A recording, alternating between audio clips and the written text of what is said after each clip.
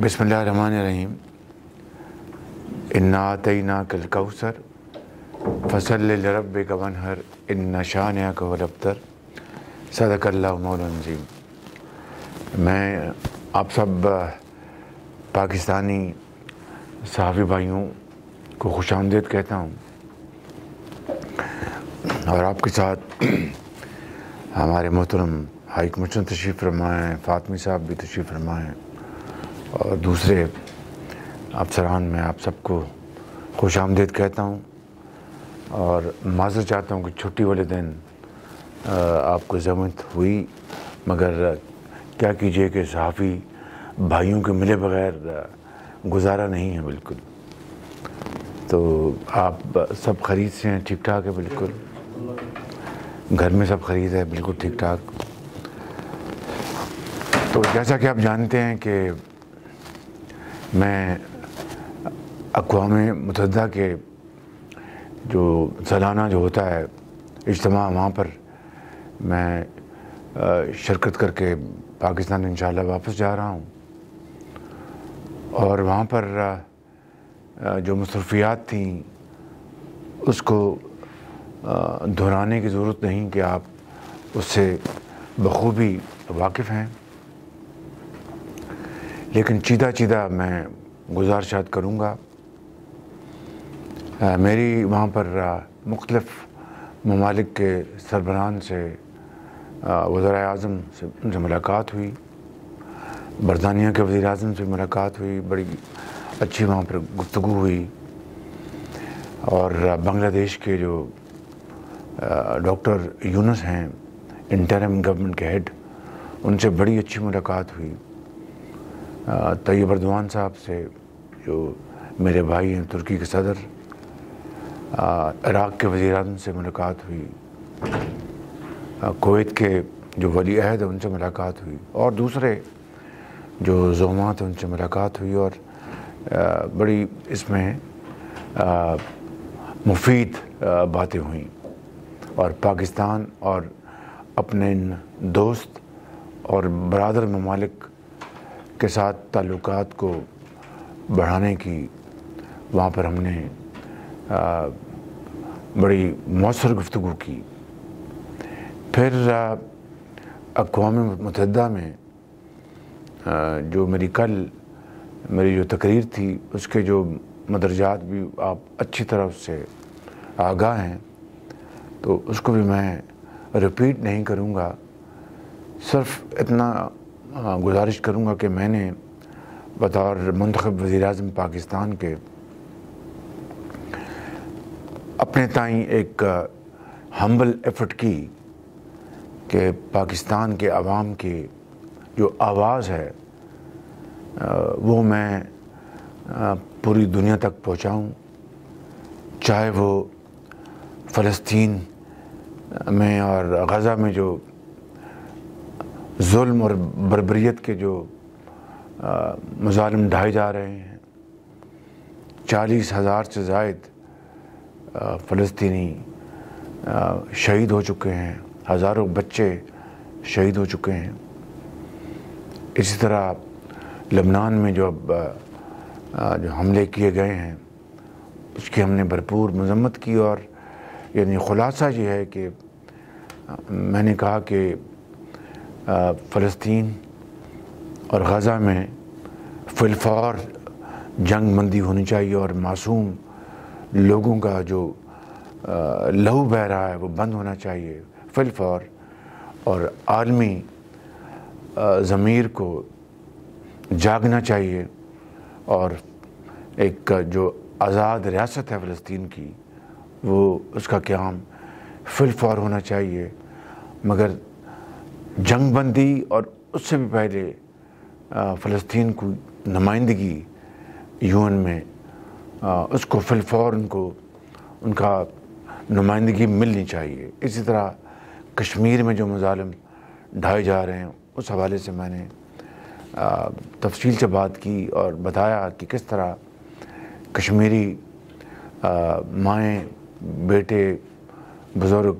नौजवान, बच्चे और बच्चियाँ किस तरह वो अपनी आज़ादी की जंग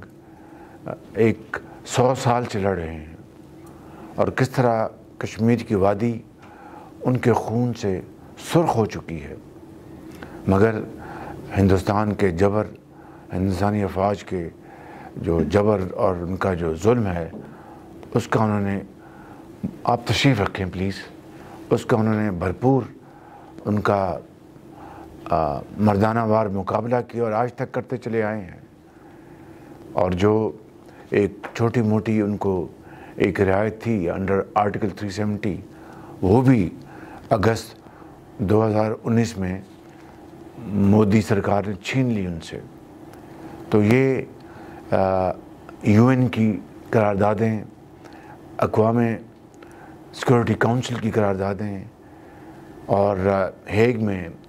انٹرنیشنل کورٹ آف جسٹس کا فیصلہ، اور پوری دنیا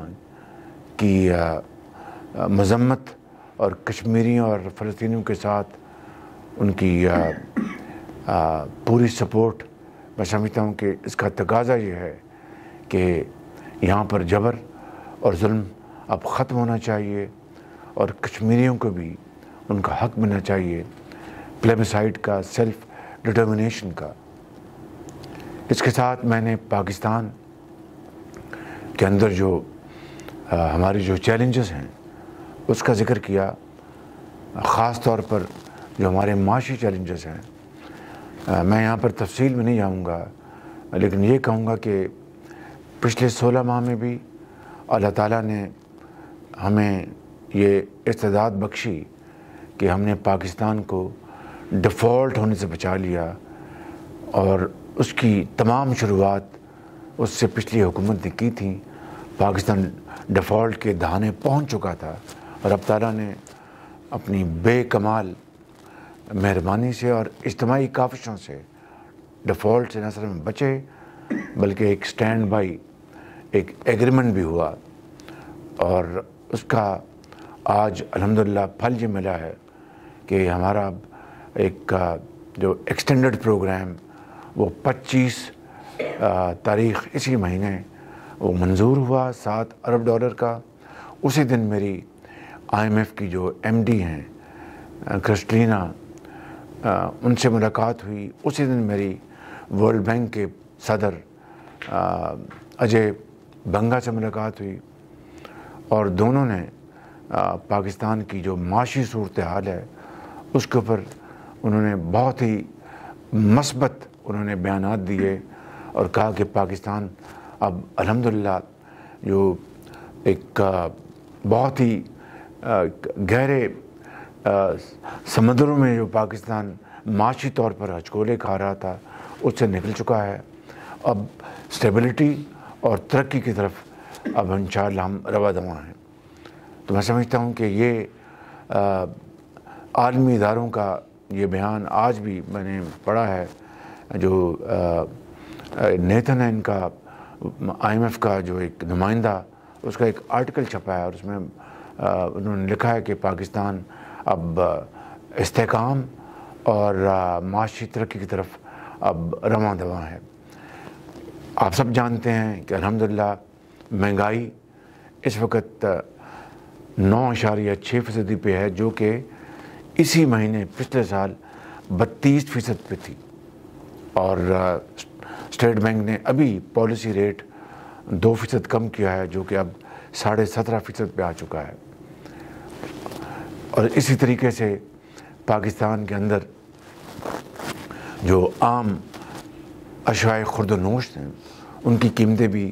مستحکم ہو رہی ہیں، اور وہ جو بوجھ تھا، بدترین مہنگائی کا بوجھ غریب آدمی کو جس نے اپنے بوجھ تلے کچل دیا تھا، وہ الحمدللہ اب وہ صورتحال بہت بہتر ہو چکی ہے، اور معاشی ترقی کی طرف ہم انشاءاللہ بڑھ رہے ہیں۔ لیکن اس کا مطلب یہ نہیں کہ ایوری تھنگ از ہنکی ڈوری۔ بے پناہ محنت، بے پناہ قربانی، بے پناہ پسینہ بہانا ہوگا، جو ہمارا جو ٹیکس بیس ہے اس کو بڑھانا ہوگا۔ جو لوگ پہلے ٹیکس دیتے ہیں ان کے اوپر مزید ٹیکسوں کا بوجھ لا دیں گے، نہ ملک ترقی کرے گا، نہ ٹیکس بڑھیں گے، نہ معاشی ترقی ہوگی۔ ہمیں ٹیکس بیس بڑھانا ہوگا، اور اشرافیہ جس کی ذمہ داری ہے آج تک اگر قربانی دی ہے پاکستان میں تو عام آدمی نے دی ہے، چاہے وہ مہنگائی ہو ان کے اوپر بوجھ پڑا، چاہے وہ ٹیکس لگے ان کے اوپر بوجھ پڑا، چاہے دوسرے اخراجات ان کے اوپر بوجھ پڑا۔ آج عام آدمی 77 سال قربانی دیتا ہے، آج قربانی دینے کا وقت اشرافیہ کا ہے۔ جو ہیوز جو ہیں، ہیو ناٹس تو بیچارے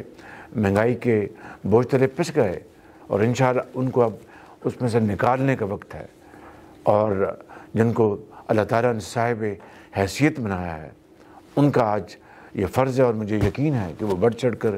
اظہار اور قربانی کا مظاہرہ کریں گے، اور پاکستان کی ترقی اور خوشحالی میں اپنا ہاتھ بٹھائیں گے۔ آخری بات میں ابتدائی کے طور پر یہ کہنا چاہتا ہوں کہ میں پہلے بھی بات کر چکا ہوں، آج پھر کہنا چاہتا ہوں کہ IMF کا پروگرام یہ پایا تکمیل تک نہ پہنچتا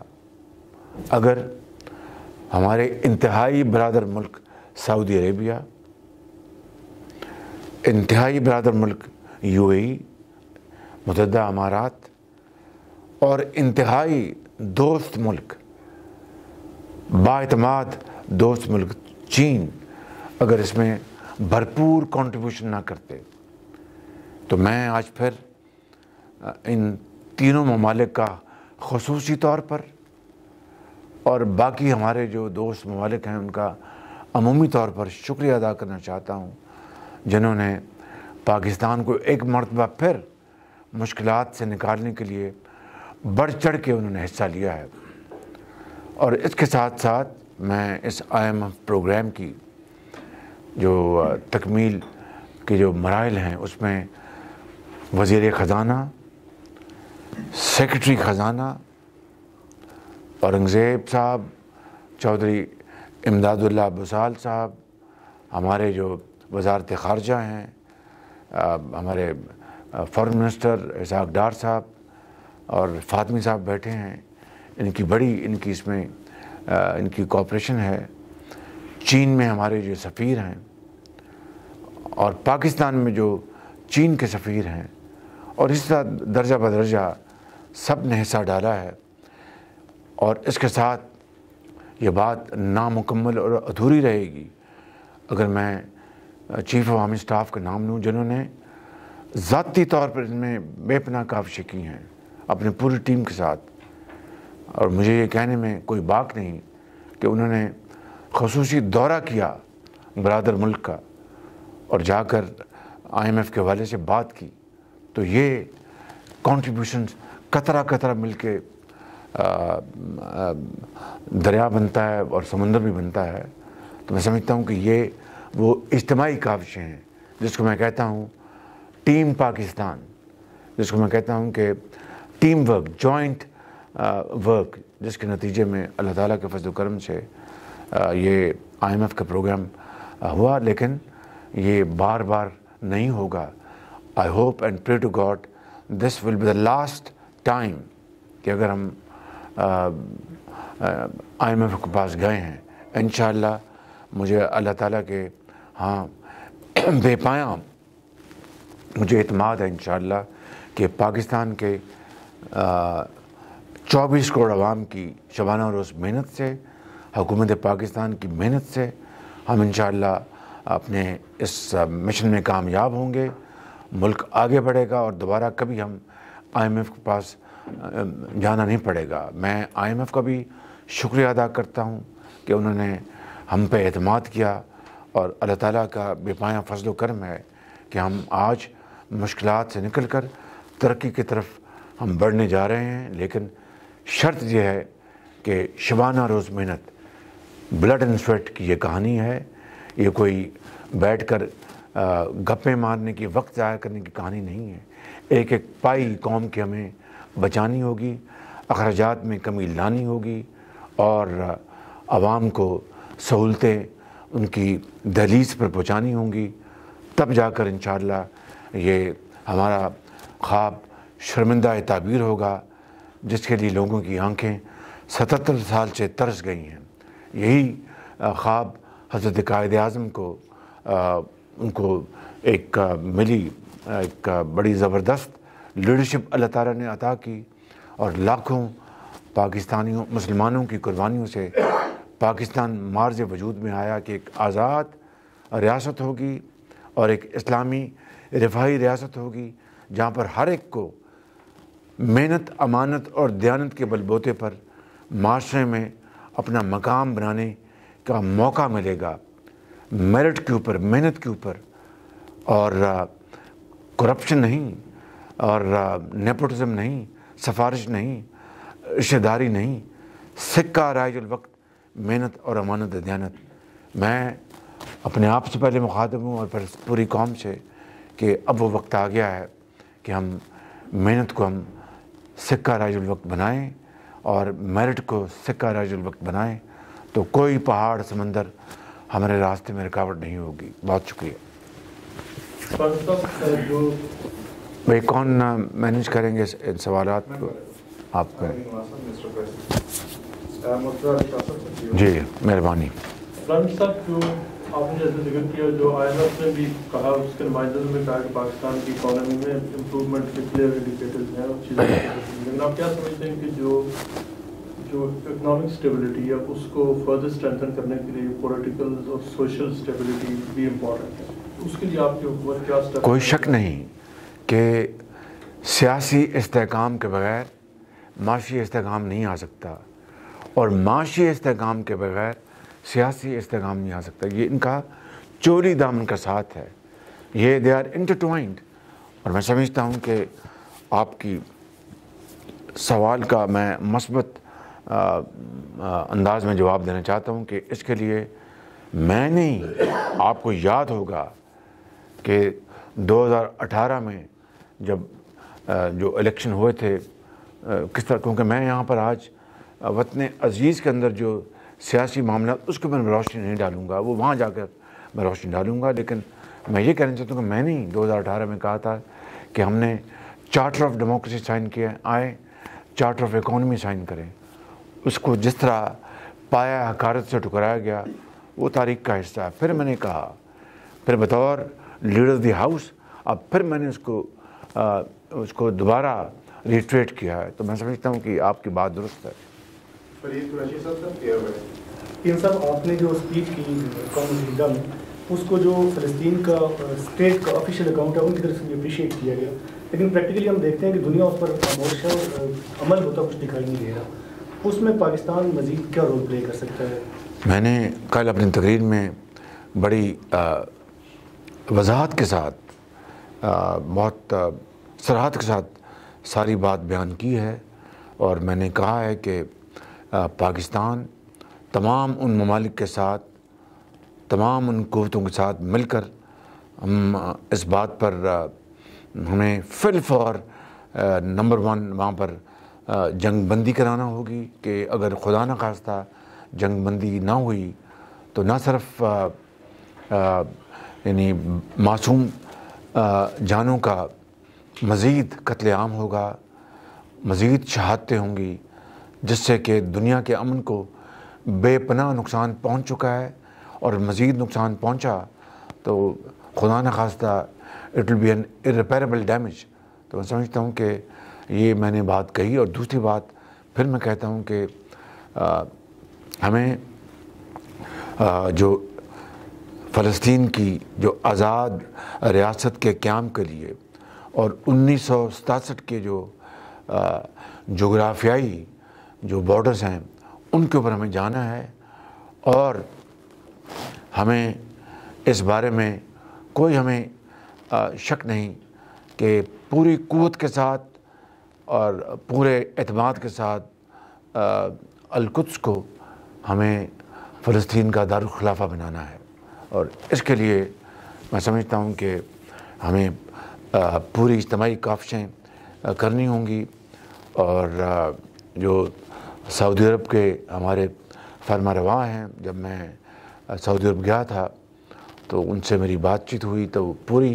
ہم آہنگی اور اس بارے میں وہ پوری طرح مستعد ہیں. اور میں سمجھتا ہوں کہ وہ اس بارے میں ایک لیڈنگ رول ادا کر رہے ہیں، جس کے لیے میں نہ صرف ان کا شکریہ ادا کرتا ہوں، میں سمجھتا ہوں کہ وہ انشاءاللہ مزید اس میں آگے بڑھیں گے انشاءاللہ۔ مسٹر پرائم منسٹر، آپ نے اپنی ابھی تقریر میں بھی کہا کہ چیف آف آرمی اسٹاف نے کافی کوششیں کی، ایک تو بھائی قوم کو پتہ ہونا چاہیے کہ حقائق کیا ہے، تو اس میں حقائق کیا ہے، قوم کو پتہ ہونا چاہیے۔ جو اس وقت ایک تو سول ملٹری ریلیشن شپ کہہ رہے ہیں کہ آئیڈیل سٹیج پہ، اور آپ دونوں سائڈ جو ہیں مل کے پاکستان کو آگے لے جانے کی کوشش کر رہے ہیں، ایک تو اس پہ بتائیں کہ جو خاص طور پر ایک تو پاکستان ڈیجیٹل دہشت گردی کا شکار ہے پچھلے چند عرصے سے، اور ثانیہ 9 مئی جو ہوا اور حکومت دفاع پاکستان کے جو ادارے ہیں ان پر اٹیک کیا گیا، ایک تو اس حوالے سے اسٹیٹ آف پاکستان جو ہے وہ کیا رول ادا کر رہی ہے، اور چیف آف آرمی اسٹاف کا جو کردار رہا ہے پچھلے سال 1.5 سال میں آپ کے ساتھ، اس حوالے سے اور ان مستقبل میں آپ کی اس حوالے سے کیا پلاننگ ہے؟ دیکھیں، میں نے آپ کو خود اپنے ابتدائی میں بتایا کہ یہ جو IMF کا پروگرام ہوا، ان میں جہاں پر حکومتی سطح پر، سیاسی سطح پر اور پروفیشنل لیول پر جو دن رات کاوشیں ہوئی ہیں، سفارتی لیول پر، وہاں پر چیف آرمی اسٹاف خود ایک برادر ملک میں تشریف لے گئے کہ ہمارا IMF کا پروگرام ہو رہا ہے، آپ کی مہربانی ہے، اور انہوں نے کہا کہ بالکل ہم پاکستان کے لیے ہر طور پر مدد کرنے کے لیے تیار، انہوں نے کی۔ انہوں نے جو آپ نے سوال کیا ہے، وہ 9 مئی کا جو واقعہ ہوا ہے، وہ ناقابل معافی بات ہے، ناقابل معافی جرم ہے وہ، اور میں سمجھتا ہوں کہ کبھی دیکھتی آنکھ نے کبھی اس طرح کا دل خراش منظر نہیں دیکھا۔ میں نے آپ کو کہا کہ میں یہاں پر پاکستان کے جو اندرونی معاملات کی بات نہیں کرنا چاہتا، لیکن یہ ایک ہمارا ایک اجتماعی معاملہ ہے، تو 9 مئی کے حوالے سے جس طرح جناب ہاؤس پر دعویٰ بولا گیا، میں سمجھتا ہوں کہ ہمارے وہ شہید جنہوں نے پاکستان کے لیے اپنی جانوں کا نذرانہ پیش کیا تھا، ان کی روحیں تڑپ گئی ہوں گی، جس طرح GHQ پر ایک مذموم حرکت کی گئی اور ہمارے جو شہداء کی قبروں کی ان کی بے حرمتی کی گئی، جس طرح ہمارے غازیوں کی بے حرمتی کی گئی، ایک ناقابل معافی جرم ہے یہ۔ بالکل میں سمجھتا ہوں کہ اس کے اوپر کوئی کمپرومائز نہیں ہے، اور اگر ان کو احساس ہے تو وہ کھل کر قوم سے معافی مانگیں کہ ہم نے واقعی یہ بہت بڑا جرم کیا، اور ہم پوری قوم سے معافی مانگتے ہیں۔ ڈیجیٹل دہشت گردی جو جاری ہے، آپ کا سوال ہو گیا؟ آپ کا بہت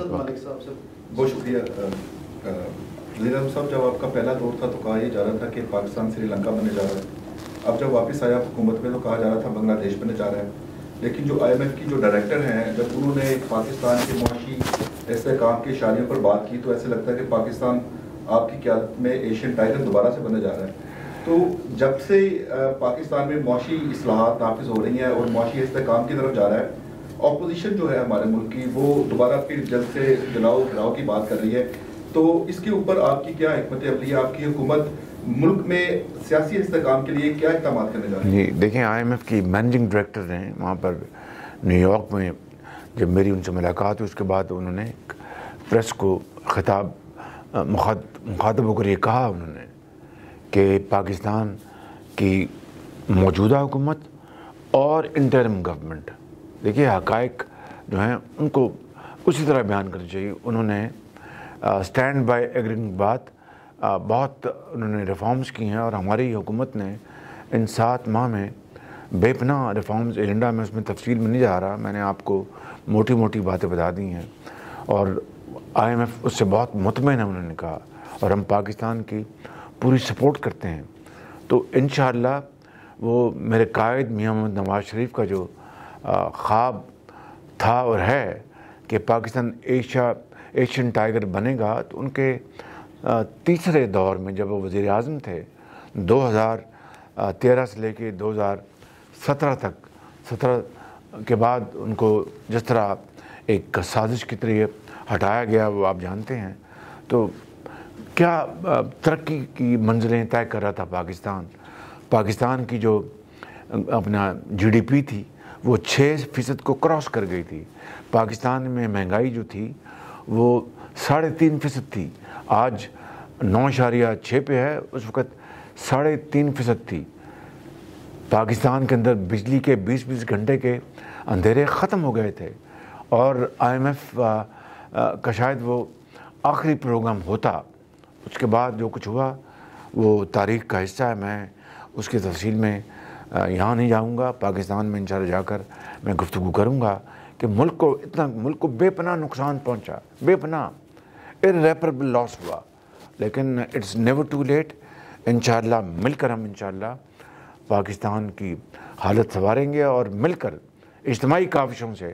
پاکستان کو وہ مقام انشاءاللہ اللہ تعالیٰ دے گا. پاکستان کے عوام کی بے پناہ محنت, ریاضت اور قربانیوں کے نتیجے میں جو اس کا حق ہے.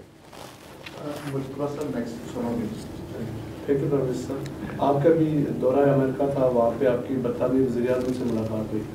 ابھی آپ لنڈن میں, کیا وزیر اعظم صاحب سے کوئی ملاقات ہونے جا رہی ہے آپ کی, اور کیا نہیں ابھی پرسوں ملاقات ان سے ہوئی ہے, تو ہر روز کا آنا جانا تو اچھا نہیں ہوتا ہے نا. انشاءاللہ ملاقات وہاں پر ہوئی ہے, اور پھر میں نے ان کو دعوت دی ہے پاکستان کی, تو انشاءاللہ. لیکن برطانیہ سے ہمارے بڑے اچھے تعلقات ہیں. ایک ہمارا دوست ملک ہے برطانیہ, پاکستان کی ترقی اور خوشحالی کو بہت سپورٹ کرتا ہے, اور میں خود اس کا گواہ ہوں. جب میں چیف منسٹر پنجاب تھا تو برطانوی حکومت کے ساتھ, ڈفٹ کے ساتھ, جس کو آج FCDO کہتے ہیں, ہماری بے پناہ شرکت داری تھی. تو برطانیہ ایک ہمارا دوست ملک ہے, اور ہم برطانوی حکومت کے جو بھی حکومت رہی انہوں نے ہمیشہ پاکستان کی سپورٹ کی, ہم ان کے شکر گزار ہیں. سر پچھلے کچھ عرصے میں جو پاکستان دشمن ناصر احمد کی طرف سے ایک تاثر یہ دیا جاتا تھا کہ شاید چین اور پاکستان کے تعلقات کسی حد تک متاثر ہوئے ہیں. تو آپ نے بھی ذکر کیا کہ IMF میں جہاں سعودی اور دبئی نے بڑا رول پلے کیا, وہاں دوست ملک جو چائنا ہے اس نے بھی بڑا پازیٹیو رول پلے کیا. تو اس کے اوپر تھوڑی روشنی ڈال دیں کہ اب تعلقات کیسے ہیں, اور CPEC کو جب پچھلی حکومت کے دور میں ایک وہ سلو ہو گیا تھا اس کا پروسیس, کیونکہ وہ بھی پاکستان کی ترقی کا ایگزامپل. یہ ایک حقیقت ہے جس کو جھٹلایا نہیں جا سکتا کہ بدقسمتی سے پاکستان میں ایک حکومت آئی جس نے چین کے ساتھ تعلقات کو خراب نہیں, تباہ کرنے میں کوئی